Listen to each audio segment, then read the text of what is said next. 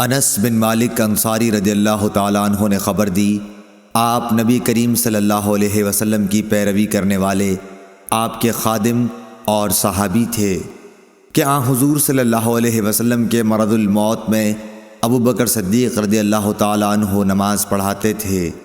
پیر کے دن جب لوگ نماز میں صف باندھے کھڑے ہوئے تھے تو حضور صلی اللہ علیہ وسلم حجرے کا پردہ ہٹائے کھڑے ہوئے ہماری طرف دیکھ رہے تھے۔ آپ کا چہرہ مبارک حسن و جمال اور صفائی میں گویا مصحف کا ورق تھا۔ آپ مسکرا کر ہنسنے لگے۔ ہمیں اتنی خوشی ہوئی کہ خطرہ ہو گیا کہ کہیں ہم سب آپ کو دیکھنے ہی میں نہ مشغول ہو جائیں اور نماز توڑ دیں۔ حضرت ابو بکر رضی اللہ تعالیٰ عنہ الٹے پاؤں پیچھے ہٹ کر صف کے ساتھ ملنا چاہتے تھے۔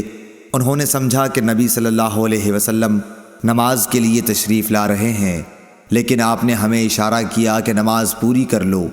پھر آپ نے پردہ ڈال دیا۔ بس حضرت صلی اللہ علیہ وسلم کی وفات اسی دن ہو گئی۔ انا للہ و انا الیہ راجعون۔ صحیح بخاری حدیث نمبر 680۔